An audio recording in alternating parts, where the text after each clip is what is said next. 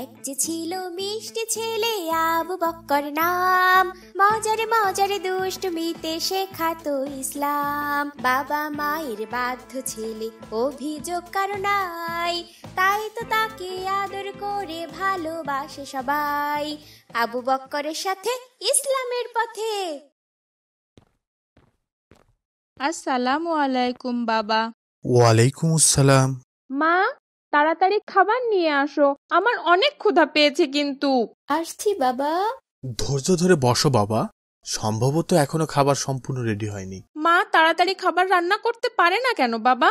আমার তো অনেক ক্ষুধা পেয়েছে, শুধু শুধু খাবার বানাতে এত সময় নেন মা।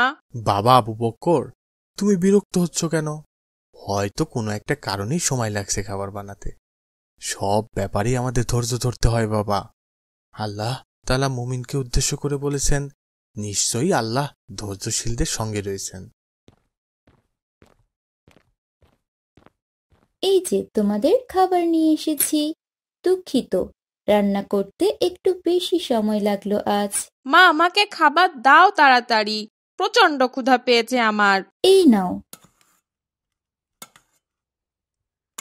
আমাকে আরো খাবার দাও মা, আমার অনেক ক্ষুধা পেয়েছে। তুমি কিন্তু এর বেশি খেতে পারো না বাবা, অল্প অল্প করে নাও, শেষ হলে আবার নিও। না না, আমি খেতে পারবো, আমার অনেক ক্ষুধা পেয়েছে, তুমি দাও আরো। আবু বকর, অতিরিক্ত খাবার নিলে কিন্তু নষ্ট হবে বাবা।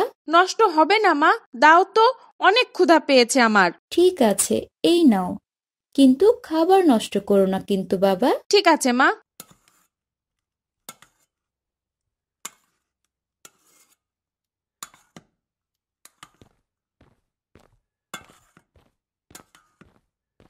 বাবা, আমি তো আর খেতে পারছি না।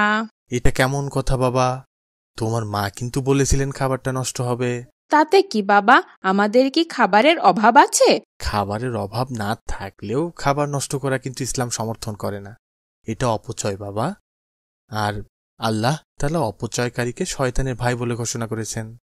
কোরআনে আছে, তোমরা আহার করো ও পান করো, কিন্তু অপব্যয় করবে না।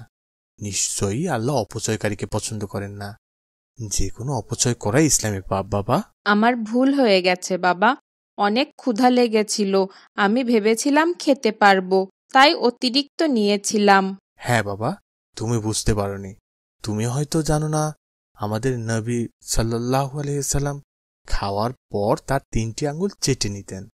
তিনি বলতেন, তোমাদের কারো খাবারের লোকমা নিচে পড়ে গেলে সে যেন তার ময়লা দূর করে তা খেয়ে নেয়, শয়তানের জন্য ফেলে না রাখে।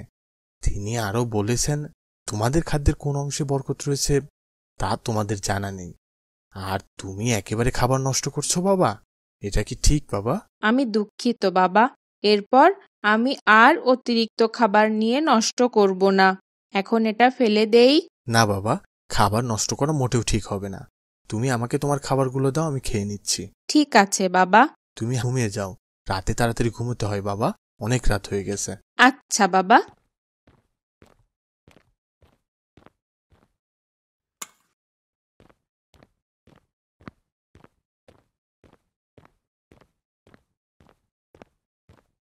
ভাইজান, ভাইজান, এই নেন আপনার দুধ নেন।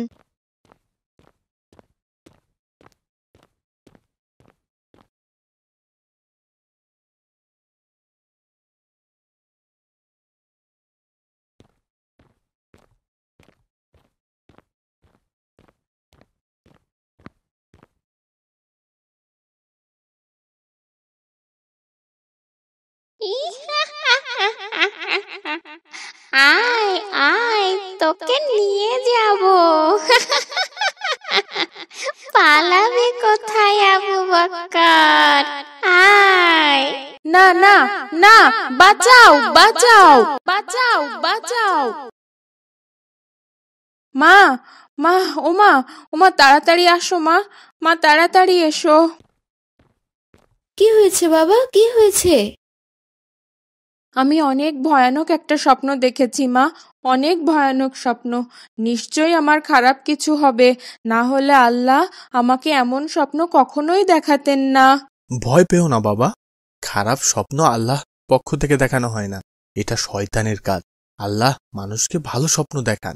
রাসূল সাল্লাল্লাহু আলাইহি সাল্লাম বলেছেন, কেউ যদি এমন স্বপ্ন দেখে যা সে পছন্দ করে না, তাহলে সে বুঝে নেবে এটা শয়তানের পক্ষ থেকে দেখানো হয়েছে। তাই এখন আমার কি করা উচিত বাবা? আমি তো অনেক ভয় পেয়েছি। যদি কেউ এমন স্বপ্ন দেখে তাহলে ভয়ের কিছু নেই আবু বকর। খারাপ স্বপ্ন দেখলে এই স্বপ্নের ক্ষতি থেকে আল্লাহর কাছে আশ্রয় প্রার্থনা করতে হয়, আর 3 বার আউজ বিল্লাহি মিনাশ শাইতানির রাজিম পড়তে হয়। আল্লাহর কাছে দোয়া করতে হয়, হে আল্লাহ, আমি আপনার কাছে এই স্বপ্নের ক্ষতি থেকে পরিত্রাণ চাই। আর যে কাতে ঘুমিয়ে খারাপ স্বপ্ন দেখা হয় তা পরিবর্তন করে অন্য কাতে ঘুমোতে হয় বাবা। ঠিক আছে বাবা, আমি বুঝেছি। তুমি কি শুনবে আমি কি ভয়ানক স্বপ্ন দেখেছি? না বাবা, খারাপ স্বপ্ন দেখলে কারো কাছে বলতে নেই। আমাদের রাসূল সাল্লাল্লাহু আলাইহি সাল্লাম বলেছেন, যদি কেউ অপছন্দনীয়, ভয় বা খারাপ কোনো স্বপ্ন দেখে তাহলে সে যেন তাড়াতাড়ি ওযু করে নামাজে দাঁড়িয়ে যায়, আর সে স্বপ্নের ব্যাপারে অনভিজ্ঞ কাউকে কিছু না বলে। কারণ স্বপ্নের ব্যাখ্যা যেভাবে করা হয় সেভাবেই তা বাস্তবায়িত হয় বাবা। আমাদের রাসূল সাল্লাল্লাহু আলাইহি সাল্লাম বলেছেন, যখন তোমাদের কেউ স্বপ্ন দেখবে তখন আলেম অথবা কল্যাণকামী ব্যতীত কারো কাছে তা বর্ণনা করবে না। বাবা, আমরা তো খারাপ স্বপ্নের পাশাপাশি অনেক ভালো স্বপ্নও দেখি, ওগুলো কি সত্য হয় না? আসলে আমরা যে স্বপ্ন দেখি তা 3 ধরনের আবু বকর। এক ধরনের স্বপ্ন আছে যেটা আল্লাহর পক্ষ থেকে দেখানো হয়, এগুলো ভালো স্বপ্ন। আর আরেক ধরনের স্বপ্ন আছে যেটা শয়তানের কারসাজিতে হয়। আর আরেক ধরনের স্বপ্ন আছে যেটা অমূলক স্বপ্ন। এই স্বপ্ন মানসিক দুশ্চিন্তার কারণে দেখা দেয়। তবে কোনো মুমিন ব্যক্তির স্বপ্ন দেখলে সেটা আল্লাহর পক্ষ থেকে দেখানো হয় বাবা। রাসূল সাল্লাল্লাহু আলাইহি সাল্লাম বলেছেন, মুমিনের স্বপ্ন নবুয়তের 46 ভাগের 1 ভাগ। তাহলে বোঝো মুমিন ব্যক্তির ভালো স্বপ্ন কতটা গুরুত্বপূর্ণ। এগুলো আল্লাহর পক্ষ থেকে কোনো না কোনো বার্তা বহন করে বাবা। হ্যাঁ বাবা, তাহলে আমরা যদি কোনো ভালো স্বপ্ন দেখি তাহলে কি করা উচিত? আমাদের রাসূল সাল্লাল্লাহু আলাইহি সাল্লাম বলেছেন, তোমাদের কেউ যদি এমন স্বপ্ন দেখে যা সে পছন্দ করে তাহলে সে যেন জানে যে আল্লাহর পক্ষ থেকে তাকে স্বপ্নটি দেখানো হয়েছে। তখন সে যেন আল্লাহ তাআলার প্রশংসা করে।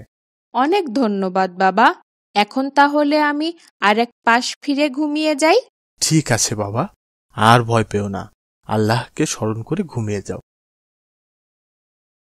বাবা মায়ের বাধ্য ছেলে অভিযোগ কারো নাই, তাই তো তাকে আদর করে ভালোবাসে সবাই। সাবস্ক্রাইব করুন আর পাশে থাকা বেল আইকনটি প্রেস করুন।